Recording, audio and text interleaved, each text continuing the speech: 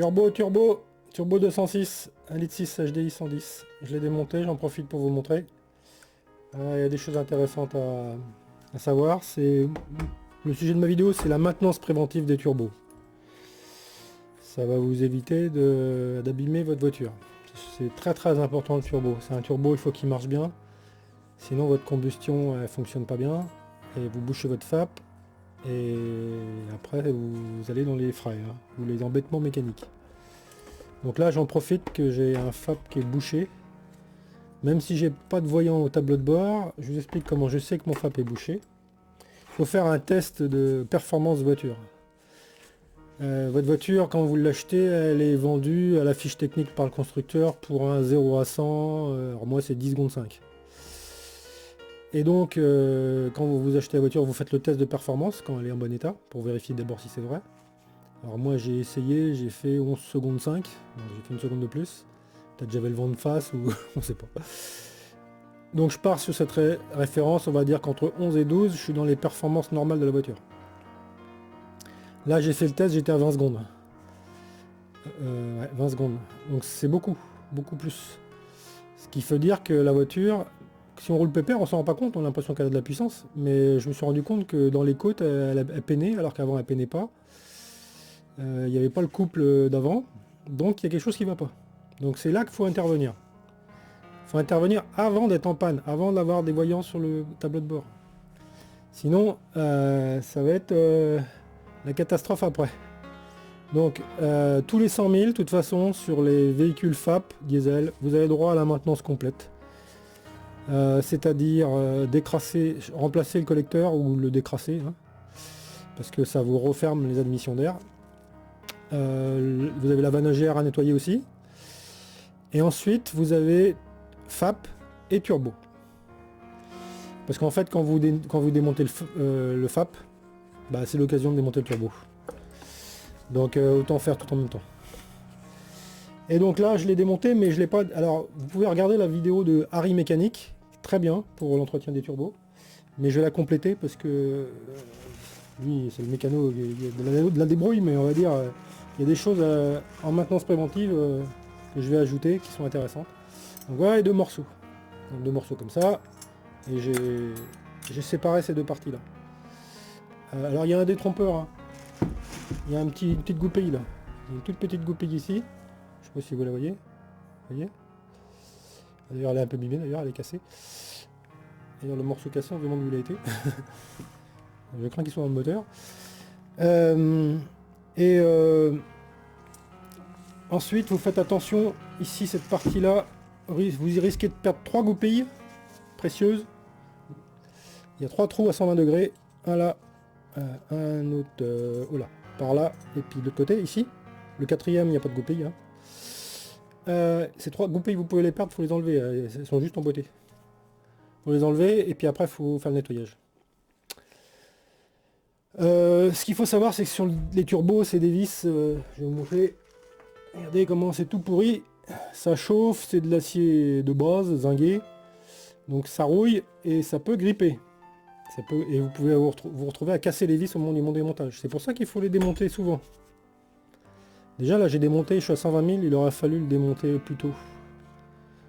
Bon, pas fait, j'ai attendu un peu trop les emmerdements, mais parce que j'y connais rien.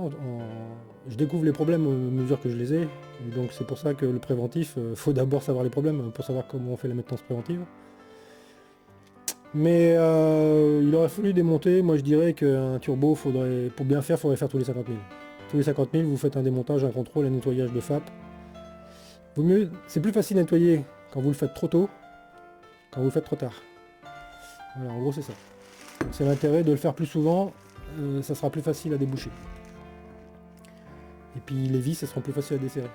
Alors les vis, quand vous desserrez, il y a plein de mécanos qui font l'erreur. Si vous prenez un levier, avec la petite clé vous n'y arrivez pas, ça vient pas. Si vous prenez un levier, vous tirez, il y a 90% de chances que votre vis, vous la sectionnez, elle casse et le filetage reste coincé à l'intérieur. Ça c'est ce qui risque de vous arriver, alors ça, faut surtout pas faire ça. Ce qu'il faut faire, c'est mettre du dégrippant, laisser agir, alors WD-40 ou huile 3 en 1, hein, les deux ça fonctionne. Vous laissez le temps que toute l'huile elle aille se mettre par capillarité juste dans les filets, donc il faut un peu de temps. Hein. Donc vous pouvez mettre, vous mettez hier et puis vous faites la mécanique le lendemain. Et ensuite, puis vous en remettez un coup juste avant de desserrer. Et ensuite, votre clé, vous tapez dessus au marteau. Mais pas violent, vous tapez, vous envoyez des vibrations. Et les vibrations vont casser la rouille à l'intérieur des filets. Et à un moment donné, après avoir tapé 20 fois, 30 fois, à un moment donné, vous allez voir la clé qui commence à bouger. Et c'est bon. Et là, vous cassez pas tout. Donc ça, c'est un détail important. Hein. Voilà. Et puis moi, je vais remplacer les vis rouillées par des vis en inox. On verra si j'ai raison ou tort. Voilà. Bon. Enfin, je ne sais pas. Parce que ça va pas empêcher la fonte de rouiller. Il n'y a que la vis qui ne rouillera pas. Et en plus, je vais mettre de la graisse graphitée. Graisse graphitée, bah, c'est la couleur du graphite. Elle est mieux que la graisse cuivrée parce qu'elle monte plus haut en température. Donc elle va mieux supporter les hautes températures du turbo. Savoir qu'un turbo peut monter à 800 degrés si vous roulez comme des fous. Hein. C'est-à-dire en gros, c'est vous roulez plein à 180 pendant des heures. Pendant une heure. Si vous roulez, faites des excès de vitesse, vous allez faire monter votre turbo en température. Le turbo, il tourne en fonction des tours minutes de votre moteur. Si vous faites beaucoup souffler votre moteur, le turbo va tourner très vite. Donc il va chauffer très vite. Donc c'est qu'une question de tours minute. Hein. Donc si vous roulez pépère à 2000 tours minute, il chauffe pas. Hein. Pas beaucoup. Mais si vous roulez à 3000, 3005, 4000 tours, là ça chauffe. Hein. De toute façon vous voyez sur le voyant, vous avez le voyant d'huile qui commence à monter, le voyant d'eau qui commence à monter, enfin tout chauffe. Hein. Alors c'est bien pour faire du bien aux frappes de temps en temps, mais plus ça monte en température, plus vous faites souffrir les pièces. Hein. Comprenez-le bien, un turbo, c'est bien quand ça reste pas trop chaud. Hein. Parce que vous avez un axe et une turbine qui tourne, donc tout ça, si ça se dilate, si ça chauffe trop, vous pouvez le claquer. Quoi. Alors, pour le nettoyage, ce qu'il y a à savoir, c'est qu'en fait, ce qui est important, c'est que, alors il faut, quand vous démontez, vous avez cette pièce-là, par exemple, qui vient se mettre dedans, là, et puis qui entraîne tous les petits leviers, là. Vous voyez, ces petits leviers que je bouge avec les doigts, là. Ils bougent tous, et faut faire attention à bien l'orienter. Donc, faut la repérer au marqueur. Faut tout identifier au marqueur partout, tout ce que vous faites, quand vous démontez. Alors, exprès, j'ai pas démonté complètement celui-ci, contrairement à Harry Mécanique. Moi, je change pas la cartouche, parce que j'ai pas de jeu important dans mon hélice. Donc en fait, et là pour le coup, celui-ci vous avez intérêt à le repérer, parce que là vous n'aurez pas de détenteur. Hein. Donc celui-ci, si vous ne le marquez pas, vous serez perdu pour l'orientation. Ici, vous regardez s'il y a du jeu de ce côté-là, et s'il y a du jeu de l'autre côté. Ce qu'il faut surtout pas, c'est que l'hélice touche l'aluminium, donc quand vous poussez à fond d'un côté ou de l'autre. Moi là, j'ai 5 dixièmes de jeu. Bon, c'est encore bon. Je pense que le jeu d'origine doit être plus faible, hein. Il doit être de... Alors il y a un truc bizarre là, je sais pas pourquoi. Cette rondelle bouge et je pense que c'est comme ça d'origine. Parce que j'ai vu des photos sur internet de neuf et c'était pas centré. Alors à quoi ça sert ça? Je sais pas pourquoi il y a ce machin qui flotte là comme ça. Et alors surtout ce qui est important c'est, vous voyez, je la lance, elle tourne un peu. Alors j'ai mis un peu d'huile dedans, hein, ça l'a ralenti. Et j'ai fait un traitement à l'intérieur. Alors ici très important, ici l'entrée d'huile. Vous voyez ce gros filetage là? Le gros trou là. C'est entrée d'huile avec le banjo. Donc pour le nettoyage, une brosse et du nettoyant frein. Et toute la merde vous la mettez dans un seau. Le nettoyant frein c'est du trichlore. Et le trichlore c'est un produit qui est utilisé dans le dégraissage industriel des tôles avant peinture. Donc c'est pas très nocif comme produit.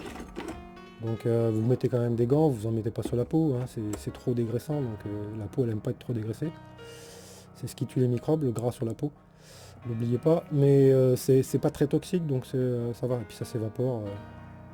Bon, c'est un produit quand même de nettoyage qui reste dans les moins pires. Et donc vous balancez du trichlore là-dedans, vous remplissez de trichlore, vous prenez la soufflette, vous balancez la soufflette ici, vous faites tourner la turbine, et là, vous allez voir couler le trichlore avec toute la merde qui sort. En goutte à goutte. Et vous allez voir le niveau de trichlore qui va baisser au niveau du... Vous remplissez à ras-bord et puis vous allez voir le niveau qui baisse. Ça veut dire que la turbine consomme l'huile et l'éjecte ici. entrée d'huile, sortie d'huile de la turbine. Et normalement quand vous faites ça, vous ne devez pas voir de trichlore sortir ni par là ni par l'autre côté, ce qui vous garantit le fait que votre axe votre turbine elle est bien étanche. Elle est étanche. Alors ça, le trichlore c'est beaucoup plus fluide que l'huile. Donc si le trichlore il sort par les côtés, ça veut dire que vous n'êtes pas étanche au trichlore. Alors vous serez peut-être étanche à l'huile parce que c'est plus gros et plus épais. Mais c'est pas bon signe, ça veut dire que votre hélice ça doit avoir du jeu plus que moi encore. Parce que là moi c'est étanche. Hein. C'est étanche à l'eau, c'est étanche au trichlore aussi. Vous passez. Alors quand vous. Pour savoir si vos frottements sont bons. Parce que alors, ça tourne à 130 000 tours minute. Donc c'est quand vous roulez vite quoi. Donc en gros si vous roulez vous êtes au ralenti, à 1000 tours minute, vous êtes peut-être à 20 000 tours. Et à 2000 tours, vous serez à 30-40, et puis quand vous doublez, vous accélérez, vous l'entendez, ça siffle un peu, vous l'entendez. Ça fait bzzzt. Quand vous mettez la soufflette dessus, c'est un bruit caractéristique d'un truc qui tourne vite. Donc ça va faire un son. Dans ma 206, je l'entends quand il se met en route, et d'ailleurs vous sentez la puissance qui vient en même temps. Et à ce moment-là, là, ça monte dans les tours. Donc en fait, en gros, ici, quand vous mettez la soufflette à 8 bars, hein, votre compresseur, si, quand vous envoyez l'air ici, ça arrive à faire tourner l'hélice ici, bon, ça veut dire que vous êtes pas mal. C'est-à-dire vos frottements, ils sont faibles, donc elle va pouvoir monter dans les tours. Parce que ce qui s'est passé, c'est que moi, je trouvais que l'hélice, j'ai démonté parce que je trouvais que l'hélice, elle forçait un peu. Je trouvais que ça, c'était pas très sain. Je dis tiens, ça devrait tourner avec moins d'effort que ça normalement. Je me dis il y a de la merde dedans. Donc le fait qu'il y ait un peu de merde dedans et que les coefficients de frottement sont pas bons parce qu'il y a un peu de merde, elle va avoir du mal à monter dans les tours. Donc si elle monte pas dans les tours, elle va pas assurer la compression moteur comme il faut. Donc je vais pas avoir la combustion, le calculateur il va se tromper sur les calculs. Parce qu'il n'y a pas de capteur hein, de comment ça souffle ici. Il n'y a pas de capteur. Il y a bien un capteur sur l'autre, après, il y a un capteur après, mais si ça souffle pas assez, à mon avis, le calculateur il va être un peu perdu. Hein. Enfin voilà. Donc moi ce que j'ai fait, c'est j'ai du Mecaron P18. C'est une huile une huile de compétition en fait. C'est un additif d'huile de compétition. C'est pas du flan, vraiment. Cette huile, elle est incroyable. Et si en compétition ils utilisent, c'est parce qu'ils gagnent 10% de coefficient de frottement sur leur bagnole. Ça leur permet de gagner de la puissance parce qu'en baissant les coefficients de frottement moteur. Donc ils en mettent tous dans leur huile de vidange, enfin dans leur huile moteur. Et là ce que j'ai fait, parce qu'un jour j'ai vu un gars sur un salon avec un tracteur, il faisait tourner un moteur qui était ouvert au Mecaron. Alors il n'y avait plus le bain d'huile, et on voyait le moteur qui tournait comme ça sans huile. Il dit c'est bizarre, elle est où l'huile? Il me dit j'ai fait un traitement au Mecaron. Alors le Mecaron ça fait comme un traitement de surface sur les aciers et ça diminue les coefficients de frottement. Alors ce que j'ai fait c'est que j'ai mis du Mecaron pur carrément ici. Alors c'est un peu épais comme huile, mais après quand l'huile du moteur va circuler ça va le diluer et puis ça sera plus fluide. Puis quand l'huile sera chaude ça sera plus fluide. Et du coup il y aura encore moins de coefficients, ça tournera encore mieux que ce que ça tourne là. Parce que là c'est froid là. C'est fait pour tourner à chaud. Et voilà. Et donc je suis sûr d'avoir un tip top coefficient de frottement. Pour vous dire à quel point le Mecaron P18 alors moi j'avais acheté la burette d'huile, qui était de l'huile avec un pourcentage de P18 dilué dedans. Et j'ai acheté le P18 pur, qui est l'additif. Les tests que j'ai fait sur l'huile additivée au P18, incroyable. J'avais eu la très mauvaise idée de serrer d'en mettre sur les boulons et les axes de mon vélo, de mes roues. Et le soir même, la roue était desserrée. Vous pouvez même pas serrer vos boulons. Faut pas en mettre sur les filetages. C'est une mauvaise blague. Vos boulons ils tiennent pas. Les coefficients de frottement sont tellement faibles que... Et c'est la seule huile qui fait ça. C'est la seule huile que je connais qui empêche de serrer les boulons. Donc c'est pour vous dire que c'est efficace. Par contre ça pue. Hein. Mais je sais pas ce qu'il met dedans, mais bon. Voilà. Et donc ça c'est les bonnes combines de bonne mécanique. Alors celui-là c'est un Garrett 1455 je crois. V. 1455V je crois. Attendez, c'est marqué dessus. 1544. C'est un GT 1544V. Voilà. Vous vérifiez que vos pales sont pas abîmées. Ouais, j'ai dû mettre ouais. Vous vérifiez que vos pales sont pas abîmées ici. Et de l'autre côté. Qu'elles n'ont pas pris un gravier, une cochonnerie. Si c'est abîmé, normalement il faut les changer, ça déséquilibre la lisse. Bon, si vous voulez pas dépenser. Parce que ça coûte cher quand même. La cartouche, on la trouve à 100 € chez Autodoc. Et puis si vous prenez le tout, après ça monte plus en prix. Hein. Et il y a aussi ça là, ça qui... Alors, un turbo, il faut que ça monte en pression. Il ne faut pas qu'il y ait des fuites d'air. Donc ici, vous pouvez avoir un risque de fuite d'air si c'est corrodé. Si vous avez des trous par corrosion. Parce que la fonte, ça rouille. Hein. C'est pas de l'inox, hein, réfractaire. Ça serait trop cher. Trop bien et trop cher. Et du coup, moi j'envisage peut-être de plâtrer légèrement, faire un léger filet de plâtre, parce que le plâtre résiste à la température. C'est avec ça qu'on fait des moules. Les bagues en or et les bagues en inox là, qu'on fait pour le dentaire, c'est moulé dans du plâtre. Donc ça supporte les 1700 degrés. Donc un petit plâtre, alors c'est peut-être un plâtre réfractaire, je sais pas. Mais enfin le plâtre ça résiste. Hein. Donc peut-être je vais mettre un petit filet de plâtre, mais surtout que ça rentre pas à l'intérieur, hein, ça va pas essayer dans le moteur. Juste pour combler les défauts de surface. Je vais peut-être faire ça. On verra si je trouve que c'est réalisable facilement ou pas. Pour assurer l'étanchéité. Et ici, vous voyez, j'ai eu un problème là, pour desserrer. Il y a un goujon qui est pourvenu. Enfin, j'ai eu du mal à le desserrer, j'ai cru que j'y arriverais pas. J'ai un boulon, je l'ai presque foiré. Parce que ma clé, je l'avais pas bien mis droite. Et puis c'est pas difficile, c'est pas facile d'accès. Oui, alors le démontage, c'est l'horreur. Alors j'ai vu une vidéo là comme quoi c'était possible d'enlever le FAP sans démonter le radiateur. Eh ben c'est pas vrai. Je l'ai fait, mais c'est pas vrai. Vous allez abîmer votre radiateur. Il faut démonter le radiateur sur la 206. C'est pour ça que c'est si cher quand vous le faites faire par un garage. Moi je l'avais fait faire à 80 000, j'avais eu une panne, une vraie panne. Le garage il m'avait pris 1700 €. Remplacement du FAP, recherche de la panne, etc. Pas sérieux. Alors quand vous nettoyez, vous vérifiez tous vos petits leviers là, et vous cherchez un point de blocage. Faut pas qu'il y ait un point de crantage. Et si vous le sentez, c'est que en fait vous avez de la rouille sur la fonte là, et puis il faut gratter pour. Alors soit vous utilisez du papier de verre, soit vous grattez au tournevis pour lisser la surface et enlever toute la rouille. Pour que tout ça tourne bien et qu'il y ait peu d'effort. Comme ça permet au Westgate, ils appellent ça. C'est une pompe à vide, une pompe à dépression, pardon.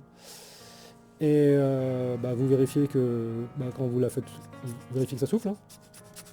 Vous voyez, ça souffle. Donc celui-ci, on sent qu'il est sain. Hein. Il est en inox en plus. Moi, j'ai pas d'appareil pour le contrôler, mais je vois bien que la mécanique là, c'est sain. Donc je m'inquiète pas. Attention, alors tout est réglable. Hein. Les turbos sont censés être réglés. Alors ne déréglez pas là. Moi je m'inquiète un peu au remontage pour le réglage, on verra. Et vous avez, comme dit Harry, là, Harry mécanique, vous avez une vis là. Faut pas y toucher parce que c'était réglé d'origine. Ah non, ça ne va pas le voir. Alors on a ici, on tourne. Ah voilà. Voilà, cette vis là, c'est la vis de fin de course. En fait c'est la géométrie variable. C'est la butée de géométrie variable, trop ouvert, trop fermé. Donc c'est important, ça joue sur les réglages. Donc faut pas le dérégler. Et puis si au remontage, il paraît que c'est très précis. Hein. Il paraît que cette vis, ça serait vraiment un huitième de tour, il paraît que ça change tout. Je sais pas, peut-être je la ferai régler dans un garage qui a les machines pour le régler, parce qu'il faut tester, faut des machines électroniques pour le régler pile poil. On verra. Hein. Parce qu'en fait, ça là, quand je l'ai démonté, et comme ils l'ont pas goupillé avec des goupilles de centrage, quand je vais remonter, il y aura un léger jeu, donc ça risque de changer le réglage. Les abrutis. D'ailleurs, en modification, ça peut être intelligent de faire 2 petits trous goupillés, comme ça, le jour où vous démontez, vous savez que votre réglage il bougera jamais. C'est une modification intéressante à faire peut-être. Parce que ça se prend... Ouais, j'ai pas trop l'espoir de pouvoir mettre des trous quelque part. Parce que vu où c'est placé, ouais, faudrait percer ce disque. En gros, faudrait percer le disque de la cartouche. Oh, c'est jouable, hein, en faisant deux petits trous.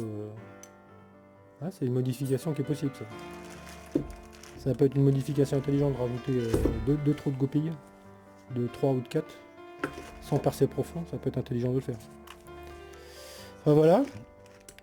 Le pare-chaleur du FAP, moi je vais le modifier parce que le délire là de démonter le radiateur, ça ne m'emballe pas du tout. Donc je vais le couper en deux à la bonne hauteur, je pense que ça va être au milieu, et puis je vais mettre des vis qui feront la jonction entre les deux parties que j'aurai séparées. Je vous montrerai ça quand j'aurai attaqué le FAP. Alors le FAP, j'essaye de le déboucher en ce moment. Il trempe actuellement dans le... Alors j'essaie de faire quelque chose d'écologique, hein, de pas dégueulasse. Pas faire comme je vois certains qui font de la fumée en un seul nettoyage à la bombe. Ils utilisent du Xi, je sais pas quoi là, une bombe qu'ils mettent sans démonter rien, enfin presque rien. Ils injectent ça proche de l'entrée FAP, et puis ils font tourner le moteur, et puis ça fume blanc pendant des heures, et ça pollue comme jamais. En 1 heure, ils ont pollué plus que toute la vie de la bagnole. Je trouve pas ça bien. Donc moi je serais plus pour un nettoyage de FAP. Alors ceux qui ont les machines, ils font ça à la pression d'eau. Pression et débit d'eau. Et ils arrivent à les débloquer. Moi j'espère, j'ai pas cette machine. Un tuyau d'arrosage, voilà, au mieux quoi, sous pression. Ou un Karcher. Mais alors la première partie du FAP en haut, je l'ai débouché, ça va, c'est fait. Mais alors la deuxième là en bas là, alors j'avais mis la soufflette dedans et ça marche, hein, vous mettez la soufflette sous pression, ça nettoie bien. Mais ça, si c'est trop bouché, ça passe pas. Il n'y a pas assez de force pour arriver à tout déboucher. J'ai passé un petit fil de fer dans les trous pour voir ce qui se passait, et puis j'ai vu que dans certains trous, il y a des petits morceaux durs de charbon qui sont complètement bloqués dans le trou carré. Et la deuxième partie, elle est chicanée. Elle n'est pas comme la première. La première, c'est des trous droits. Ils appellent ça, je sais plus. Enfin, ça n'a pas le même nom que... Et la partie basse, c'est la partie FAP, vraiment, qui est chicanée, qui a des trous qui sont légèrement plus petits, mais pas beaucoup. Mais par contre, ils sont pas débouchants, c'est chicané à l'intérieur. Et je pense que c'est dans la chicane que ça se bouche. Alors là, j'ai trouvé sur internet un produit qui attaque la suie, qui est utilisé pour nettoyer les... c'est un produit industriel qui est utilisé pour tout ce qui est alimentaire. Les friteries, les trucs comme ça, là, ils ont des vapeurs d'huile qui vont charbonner dans les hottes. Ils ont des grilles dégueulasses et ils utilisent ce produit. Et je me suis dit que si j'utilisais ce produit dans un truc à ultrasons, un bain à ultrasons, que je mettais le FAP dans un bain ultrason avec ce produit, je pense que je pourrais obtenir des résultats très satisfaisants. Et le produit, je pourrais le réutiliser pour la vie de la bagnole en fait. Parce qu'après, le produit qui est sale, je le filtre à café, et puis je le remets, et puis voilà. J'ai vu que c'était un pH de 12. Non, un pH de 13. Un pH de 13. Et j'ai vu que les produits pour utiliser pour les trucs à ultrasons, là, ils avaient un pH de 12, donc voilà, donc je pense que la formule est bonne quoi. Si j'y arrive pas, j'achète un ultrason et puis je mettrai ça. Parce que le FAP qui se bouche, c'est un vrai problème, parce que des fois vous êtes obligé de faire des petits trajets et c'est la galère quoi. Donc moi mon idée c'est de faire démontage de FAP tous les 50 000, maintenance préventive, ultrason. C'est mon idée, parce que là je vois que je pense que je suis en train d'échouer avec le vinaigre. Donc on verra, mais on verra demain. Je vous ferai une vidéo juste pour le FAP, je vous montrerai comment il est fait.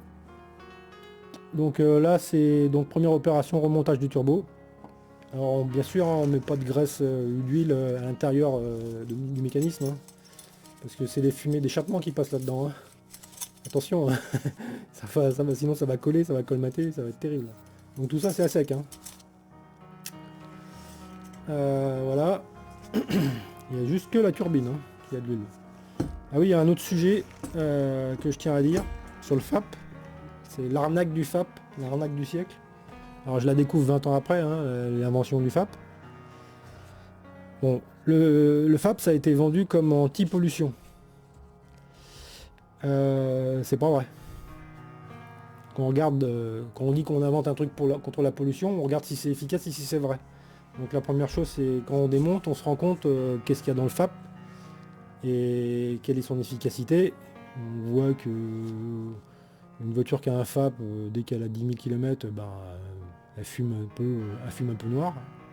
Elle fait plus les gros nuages noirs comme on voyait avant, mais les voitures qui faisaient des gros nuages noirs comme ça, là, c'était des diesels froids ou mal réglés. Et alors, est-ce que le FAP... alors, qu'est-ce qui se passe quand le FAP, il brûle les suies noires? Bah, se transforme en cendres. Alors, les cendres, c'est encore plus fin. Et ça vole dans l'air. Vous croyez que vos poumons, ils préfèrent les gros morceaux de suie, ou les plus fins, ou encore plus fins, les cendres? Bah non, hein, ni l'un ni l'autre. Hein. Les deux vont vous fouler des maladies des poumons. Donc ça, c'est pas vrai. C'est pas en transformant des fumées noires, de grosses particules de charbon encore plus fins, qu'on protège la santé des gens. C'est pas vrai. Pour preuve, il y a eu une maladie professionnelle qui s'est développée dans les contrôles techniques à cause des FAP. Au début, ils ne savaient pas, ils ne se protégeaient pas. Ils ont respiré les fumées à l'intérieur du bâtiment. Même si les portes sont ouvertes, l'hiver ils ferment parce qu'il a froid ou il ouvre partiellement. De toute façon, le temps que ça sorte, il y a des fumées dans le bâtiment, il en respire et les gars ils ont développé des maladies professionnelles cancérigènes des poumons. Alors qu'avant il n'y avait pas ce problème, avant qu'il n'y ait pas les FAP. Ce qui fait que en fait, le fait d'avoir fait des particules plus fines, elles arrivent à passer les barrières immunitaires et à rendre davantage malade. Ça rentre plus profond dans les poumons et ça a plus de mal à sortir. Donc le FAP, c'était un ennemi de la santé en fait. Par contre, il y a un effet positif dans le FAP. C'est qu'en fait, il y a deux, et c'est un effet positif et négatif. Il y a les deux. Alors ça dépend, hein, négatif pour qui.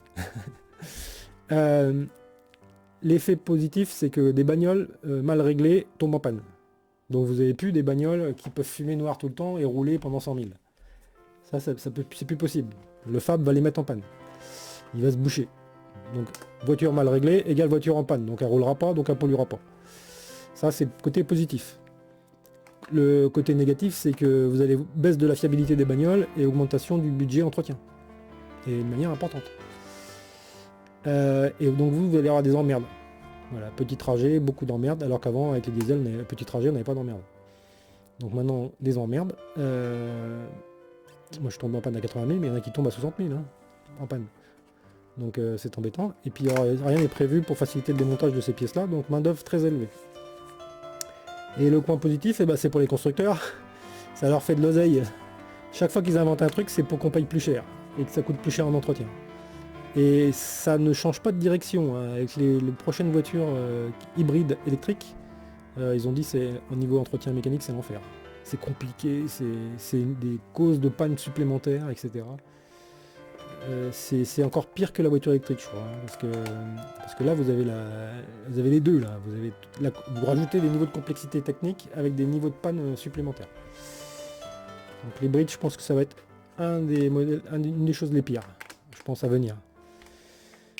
Voilà, je vous ai tout dit sur sur le turbo. Je pense pas avoir oublié. Je vais le remonter. Et puis à la prochaine pour le FAP, on verra comment j'ai réussi à faire mieux. Allez, au revoir.